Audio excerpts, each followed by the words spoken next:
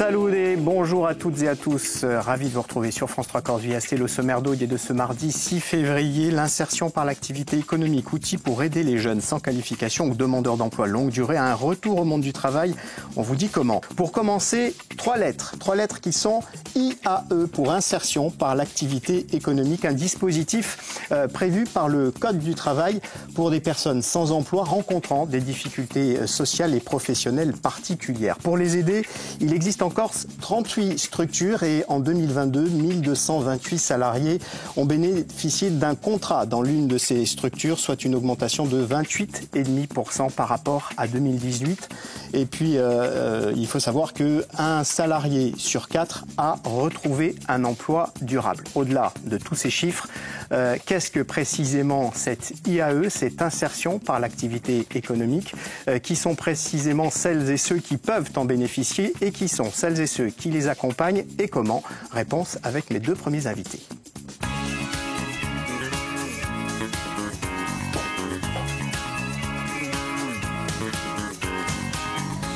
Ces deux invités prennent place à la table d'hôte et j'ai face à moi Estelle Cremona. Vous êtes la directrice France Travail, Corté et Ghisonacci. Bonjour. Bonjour. Et à vos côtés, Pierre-Paul Frigosini, directeur de l'ADAL 2B. ADAL 2B, qu'est-ce que c'est? ADAL 2B, donc, c'est un atelier chantier d'insertion qui existe depuis 23 ans. Donc, on intervient dans le cadre de l'IAE. On se situe sur tout le territoire de la Haute-Corse. Et on propose donc à des personnes d'intégrer notre structure, de bénéficier d'un contrat qui peut aller jusqu'à 2 ans et de les accompagner, de les encadrer, de les accompagner vers un retour vers l'emploi. Aujourd'hui, ADAL 2B, c'est combien de salariés? Alors aujourd'hui, à ADAL 2B, c'est 8 permanents, donc qui assurent l'encadrement et l'accompagnement. Et c'est une 50aine de salariés chaque année qu'on accueille dans notre structure. Alors, on va revenir en détail sur la façon dont se met en place cet accompagnement. Estelle Cremona, l'insertion par l'activité économique, qu'est-ce que c'est précisément et qui est concerné?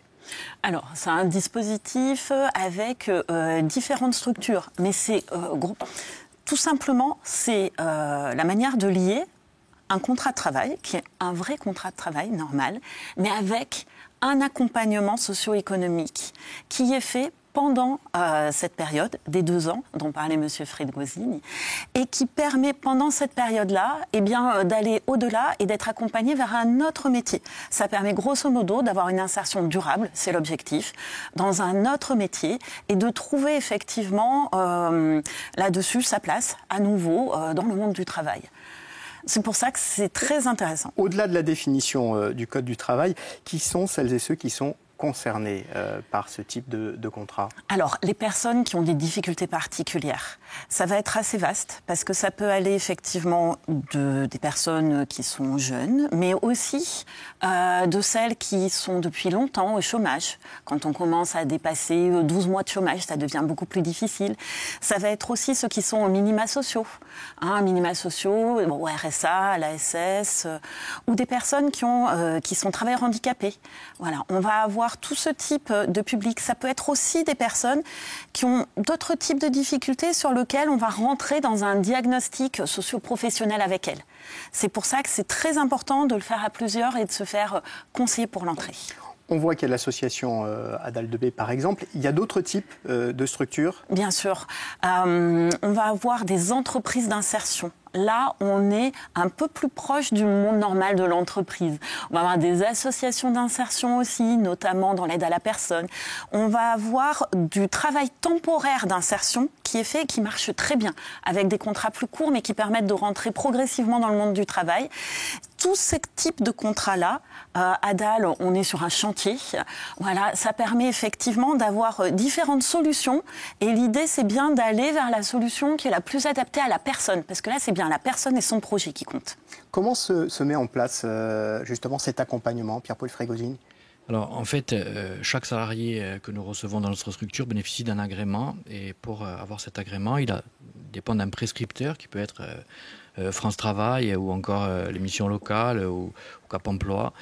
Et à ce moment-là, nous le recevons à travers un premier entretien. On définit déjà quelles sont ses compétences. On définit parfois un projet aussi. On commence à travailler sur le projet. Puis ensuite, on lui propose un contrat, donc allant de 4 mois jusqu'à 24 mois en fait. Donc nous, on propose des contrats de 4 mois renouvelables. Et à travers ce parcours, il y a une partie qui est dédiée donc au chantier. Alors nous, en ce qui nous concerne, c'est les travaux forestiers. On travaille essentiellement pour les collectivités. Et à travers ce parcours, on va essayer de lever ce qu'on appelle les freins vers l'emploi, c'est-à-dire des difficultés qui peuvent être d'ordre différent, un problème de logement, un problème de mobilité, etc. Mais l'objectif commun de tous ces accompagnements, ce sera toujours de les ramener vers l'emploi. À partir de quand on estime que c'est un parcours qui est une réussite pour vous? La réussite, bien sûr, c'est une sortie durable. Ce qu'on appelle sortie durable, c'est donc un contrat de plus de 6 mois, ou bien entendu un CDI ou une création d'entreprise. Ça, c'est vraiment le parcours parfait. Néanmoins, des fois, en fonction des problématiques, on peut arriver à lever certains freins et c'est déjà une belle avancée. Estelle Crémona, on peut justement mesurer les résultats de cet accompagnement, cette insertion par l'activité économique aujourd'hui? Oui, vous l'avez dit, un contrat sur 4 qui débouche directement sur un emploi, mais c'est aussi de la remobilisation qui est faite, des personnes qui vont mieux trouver leur voie et qui vont repartir des fois vers de la formation. Et ça, c'est fait effectivement grâce au travail d'accompagnement sur lequel on va pouvoir affiner des personnes qui créent leur entreprise. On a même une structure qui est dédiée à ça, aux personnes en difficulté qui ont besoin de créer leur entreprise. Et c'est vrai qu'on voit bien que ça permet d'avoir une solution quand il n'y en a plus trop dans le monde économique normal. Et c'est ça qui est intéressant. Ça ouvre une porte quand elle commence à être fermée. Voilà. Quelles sont les difficultés auxquelles vous êtes confrontés? Ou les freins peut-être de ce dispositif? Alors, les freins, ça peut être beaucoup de choses, comme je vous disais. Donc, ça peut être des problèmes de mobilité. Et chez nous, on sait que c'est compliqué de trouver du travail lorsqu'on n'est pas suffisamment mobile. Mais après, ça peut être aussi des problèmes de logement, des problèmes aussi sociaux plus importants, un problème de retrouver justement une vie sociale à travers les contrats qu'on propose. Le travail en équipe sont des gens qui ne se connaissent pas forcément à la base et qui apprennent à travailler ensemble, à partager aussi des moments difficiles, parce que sur des chantiers d'insertion, surtout sur des travaux qu'on effectue, il y a aussi de la solidarité. Donc, voilà. La difficulté, c'est parfois de trouver la bonne structure dans le bon secteur géographique pour la personne, parce qu'on le voit, c'est beaucoup de solutions qui sont individuelles, et donc on peut avoir une place disponible ou pas. Voilà, on peut avoir une structure avec un métier proposé qui convient ou qui convient moins bien. Voilà. Et c'est vrai que c'est ce travail d'adaptation qui peut être difficile, et puis de pouvoir mailler le territoire. Voilà. Quels sont vos partenaires et quels liens entretenez-vous aussi avec les entreprises? Alors d'abord, nos partenaires financiers, la DRETS, anciennement la Direct, donc qui finance en fait la quasi-totalité des contrats, des CDDI, un contrat à durée déterminée d'insertion, et puis bien sûr la collectivité de Corse qui nous accompagne depuis 23 ans, puisqu'elle finance toute la partie fonctionnement indispensable pour notre structure. Ensuite, évidemment, on travaille en partenariat avec tous les prescripteurs. Donc, évidemment, France Travail, avec qui est un partenaire privilégié, puisque la majorité des profils qu'on reçoit, ils nous viennent de France Travail, mais aussi les missions locales, comme je vous disais, Cap Emploi et la collectivité de Corse aussi. En quelques mots, Estelle Crémona? Je vais compléter juste. Il y a un travail qui est fait pour toutes les structures avec les entreprises, parce qu'effectivement, à un moment donné, l'idée, c'est bien de les remettre sur un emploi classique.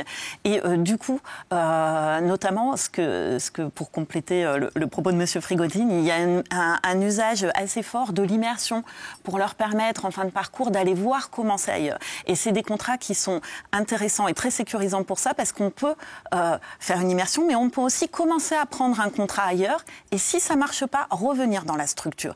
C'est pour ça que c'est quand même un espèce de cocon, on peut dire, un peu sécurisant, un contrat en insertion, pour se remettre à l'emploi.